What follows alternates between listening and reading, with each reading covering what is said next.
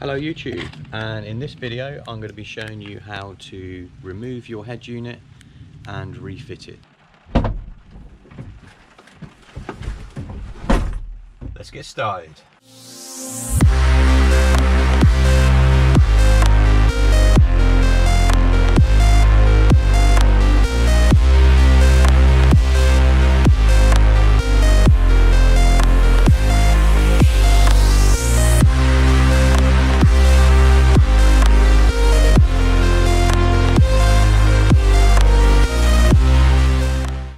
So this is the head unit I'm going to be taking out.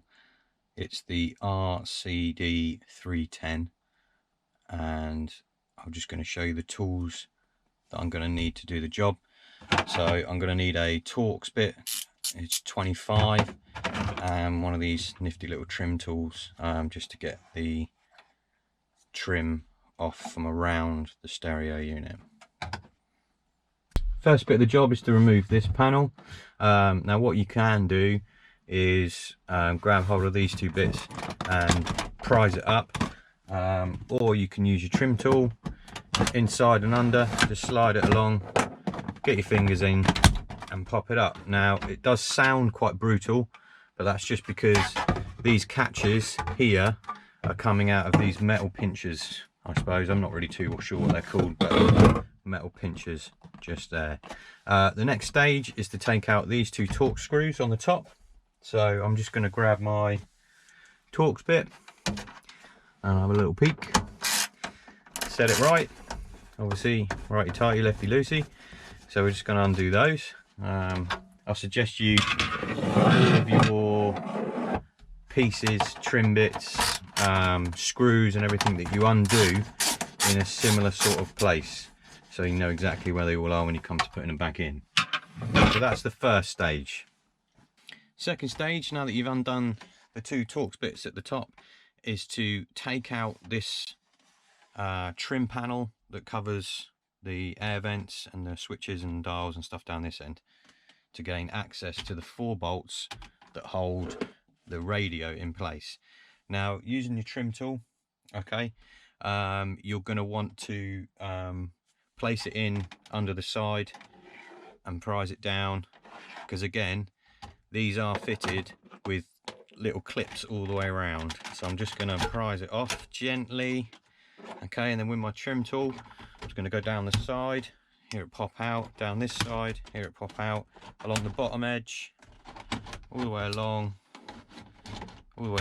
and then you should, if you're careful, because you don't want to break any clips, be able to just lever it off, as I just need access to these 4 torx screws, which I'm going to take out now quickly for you. Again, they are a 25 bit torx screw, so it shouldn't be too tricky, making sure obviously you keep all the screws because you don't want to lose any.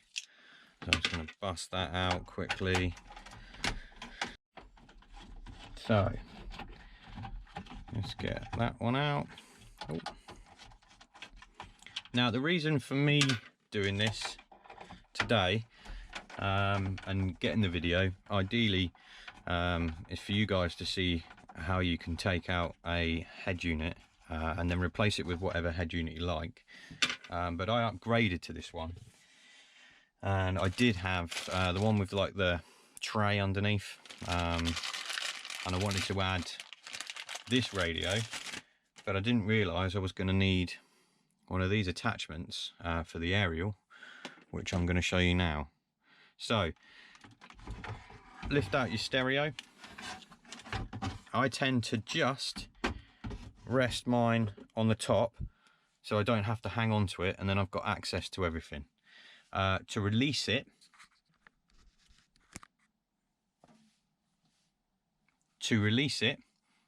you've got this part here.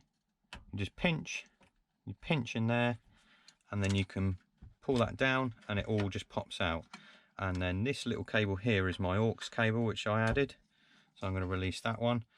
And then over this side is the aerial sockets. Now I've got this one jammed in because I was just making it work, so I'm just going to have to try and use a bit of brute force to get that off, which isn't recommendable.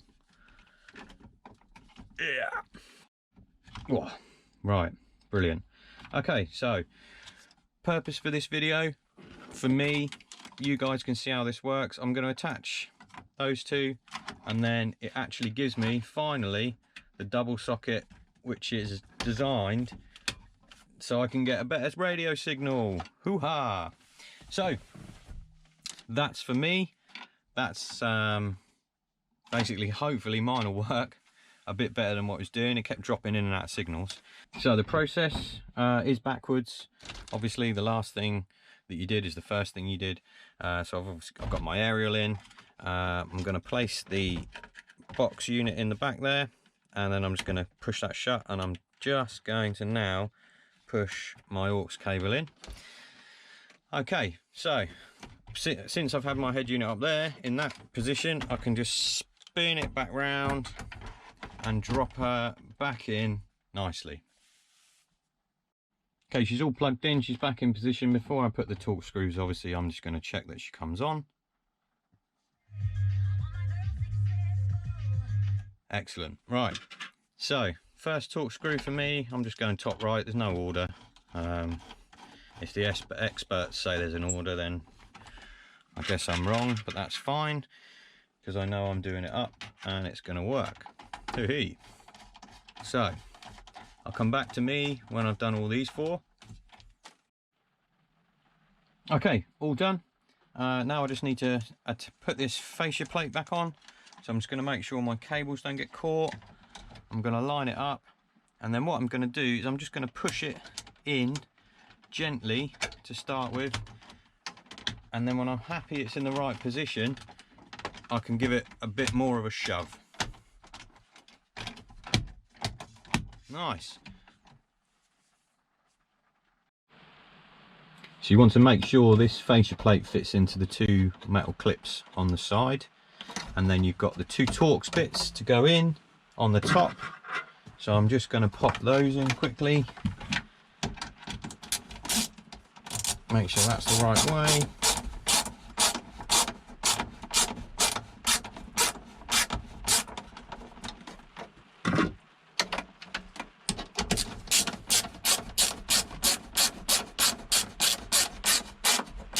Brilliant.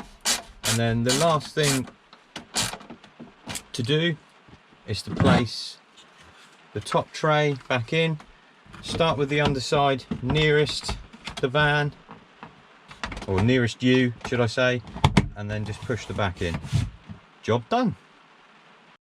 This is Tom from T-Dubs. Thanks for watching. I hope that video was helpful. Please like and subscribe for more videos. See ya.